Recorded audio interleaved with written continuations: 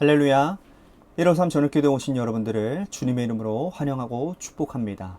오늘도 귀하고 복된 이 저녁 시간 하나님께서 우리 가운데 신실하게 일하심을 목도하는 귀한 시간이 되기를 간절히 소망하겠습니다.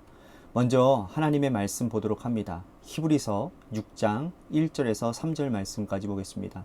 히브리서 6장 1절에서 3절입니다. 우리 같이 한 목소리로 다 함께 봉독하도록 하겠습니다. 시작. 이 멜기세덱은 살렘 왕이요 지극히 높으신 하나님의 제사장이라. 여러 왕을 쳐서 죽이고 돌아오는 아브라함을 만나 복을 빈 자라. 아브라함이 모든 것의 10분의 1을 그에게 나누어 주니라. 그 이름을 해석하면 먼저는 의의 왕이요 그 다음은 살렘 왕이니 곧 평강의 왕이요 아버지도 없고 어머니도 없고 족보도 없고 시작한 날도 없고 생명의 끝도 없어 하나님의 아들과 닮아서 항상 제사장으로 있느니라. 아멘. 세상에 존재하는 모든 일에는 전문가들이 있습니다. 전문가들을 크게 두 부류로 나눌 수 있는데요. 배워서 된 전문가가 있고요. 천부적인 재능을 가진 전문가가 있어요. 셰프의 경우에 또 좋은 선생님을 만나서 배운다면 어느 정도까지는 인정받을 수 있습니다. 하지만 타고난 재능이 없다면 거기까지인 거예요. 천부적인 재능을 가진 셰프를 감당해낼 수가 없습니다. 타고난 재능을 가지고 여러 재료를 통해서 최고의 맛을 내는 사람을 감당할 방법이 없는 거예요.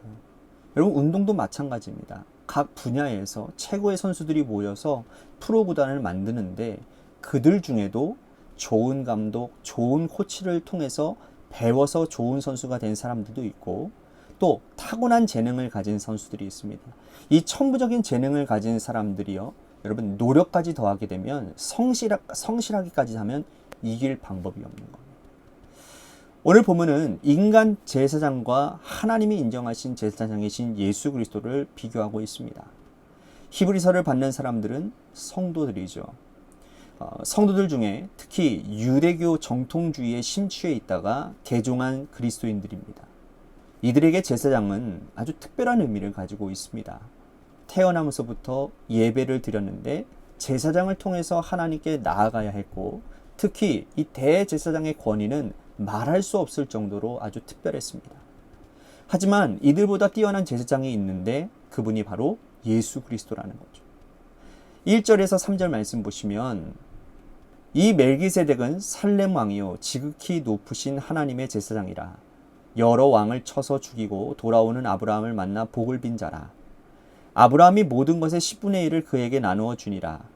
그 이름을 해석하면 먼저는 의의 왕이요 그 다음은 살렘 왕이니 곧 평강의 왕이요 아버지도 없고 어머니도 없고 족보도 없고 시작한 날도 없고 생명의 끝도 없어 하나님의 아들과 닮아서 항상 제사장으로 있느니라. 이 말씀은 창세기 14장을 배경으로 하고 있습니다. 아브라함 조카 롯이 소돔 땅에서 살다가 왕들과의 그 주변의 왕들과의 전쟁에 휩쓸려서 포로로 잡혀가게 되는 거예요. 이 아브라함이 이 소식을 듣고는 자기가 키웠던 318명의 병사를 이끌고 기습 작전을 펼칩니다. 야간에요. 그래서 극적으로 이 룻과 그의 가족들을 구출해내고 돌아옵니다.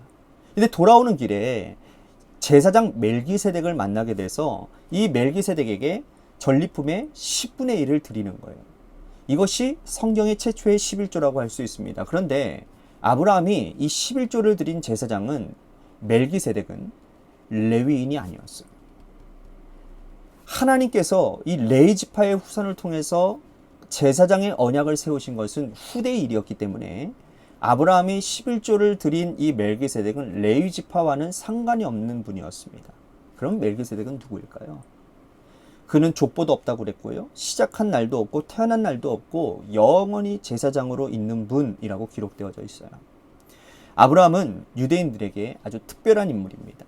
믿음의 조상으로서 유대인들에게 가장 존경받고 사랑받는 사람이에요. 그가 11조를 드린 그 멜기세덱은 인간이 아닌 하나님께서 세우신 분이시고 또 예수 그리스도는 그분의 뒤를 따르는 분임을 히브리서 기자가 설명을 하고 있다는 거예요. 자, 17절 말씀 보십시오. 증언하기를 내가 영원히 멜기세덱의 반차를 따르는 제사장이라 하였도다. 자, 이 말씀은 시편 110편 4절 말씀을 인용해서 기록한 말씀입니다. 예수님은 혈통으로는 유다 지파에서 태어난 분이에요. 예수님은 레위 지파 자손이 아닙니다. 그러므로 예수님은 레위 지파의 후손에서 나온 대제사장이 아니라 멜기세덱의 반차를 따르는 제사장이라고 말하는 거예요. 유대인들은 이 편지를 받으면서 어떻게 예수 그리스도가 제사장이 될 수 있을까라는 의문을 품었을 것입니다.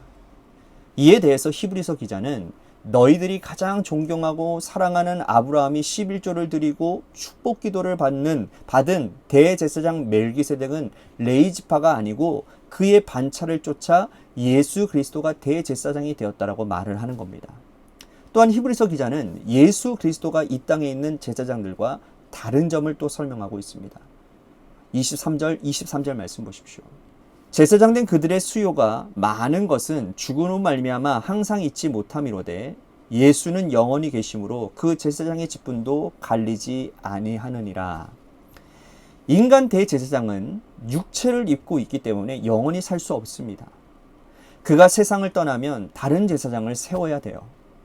역사적으로 인간 대제사장은 숫자가 많을 수밖에 없었습니다. 하지만 예수 그리스도는 영원히 우리와 함께 계시는 분이세요. 그래서 27절 말씀해 보시면 그는 저 대제사장들이 먼저 자기 죄를 위하여 다음에 백성의 죄를 위하여 날마다 제사 드리는 것과 같이 할 필요가 없으니 이는 그가 단번에 자기를 드려 이루셨음이라. 인간 대제사장은 죄가 있기 때문에 하나님 앞에 제사를 드리기 전에 자신의 죄를 사하는 의식을 먼저 했어야만 했습니다. 그래서 짐승이 필요했고요. 하지만 예수님은 짐승이 필요가 없는 거예요. 예수 그리스도 자신이 제물이 되셨기 때문입니다. 인간 제사장은 제물이 필요하고 예수 그리스도는 자신을 단번에 드림으로 인해서 모든 것을 한 번에 해결하신 거예요. 그러면서 28절 말씀 보시면 율법은 약점을 가진 사람들을 제사장으로 세웠거니와 율법 후에 하신 맹세의 말씀은 영원히 온전하게 되신 아들을 세우셨느니라. 그러니까 인간 제사장은 약점이 있고 죄가 있지만 예수 그리스도는 약점이 없고 죄가 없는 온전한 하나님의 아들인 거죠. 자, 이 말씀은 우리들이 이미 다 알고 있어요. 예수 그리스도가 인간 대제사장보다 뛰어난 분이면 우리는 잘 알고 있습니다. 그런데 이 히브리서 기자가 오랜 전통 가운데 있던, 즉 유대교 정통주의에 심취되어져 있던 이 사람들의 이 관성을 깨기 위해서 예수 그리스도가 대제사장보다, 인간의 대제사장보다 뛰어남을 논증하고 있는 거예요. 자, 이것은 우리들에게도 굉장히 큰 의미를 가져다 주고 있습니다. 여러분, 우리가 알게 모르게요, 우리가 사로잡혀 있는 전통이 얼마나 무서운지 여러분들 아십니까? 어떻게 보면 하나님의 말씀보다 전통이 더 우선시 되어지는 일들이 많아요. 전통은 보통 우리의 경험에서 출발하지 않습니까? 하나님의 말씀보다 내 경험이 앞설 때가 많이 있다라는 거예요.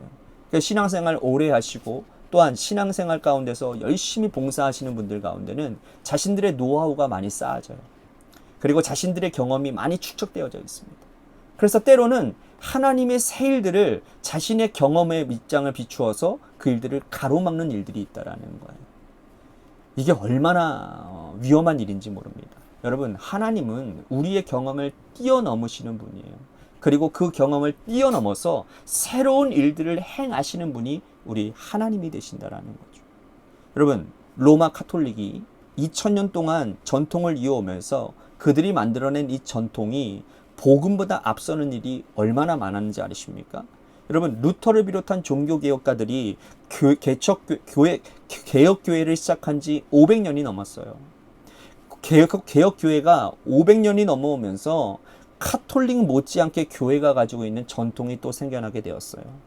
예수 그리스도의 말씀보다 앞서는 것이 없어야 됨에도 불구하고 교회는 전통을 말씀보다 앞세운다라는 것. 사랑의 계명보다 전통이 진리라고 말하는 사람들이 있습니다. 그래서 우리는 본질로 돌아가야 되는 거예요. 오늘 우리 자신을 돌아보면서 예수님의 말씀보다 앞세우는 것이 있다고 한다면 그거 과감하게 버려야 됩니다. 교회를 돌아보고 우리 교회가 진리의 복음보다 앞서고 있다라고 있다면 여러분 과감하게 그것을 깨트려야 됩니다. 다시 새로운 출발선에서 서서 복음 앞에서 시작하고 주의 말씀과 더불어 시작하는 진리의 파수꾼들이 다 되시기를 주님의 이름으로 간절히 축복하겠습니다.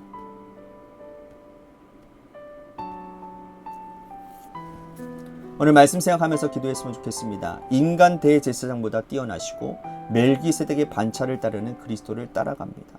또한 복음보다 앞서지 않도록 결단합니다. 오늘 말씀 생각하면서 우리 같이 기도했으면 좋겠습니다. 또 한 가지 우리 같이 기도할 것은 우리 교회를 위해서 간절히 기도합시다. 하나님이 세워주신 주님의 몸된 교회가 주님의 뜻 가운데 온전하게 바로 설 수 있는 은혜가 있게 해달라고 우리 같이 기도했으면 좋겠습니다. 마지막으로 여러분들의 삶의 자리와 또한 여러분들 육신의 질병으로 고통당하시는 분들, 우리 자녀들을 위해서 간절히 기도하도록 하겠습니다. 우리 노래 끝날 때까지 우리 같이 합심하여 기도하도록 하겠습니다. 기도하시겠습니다.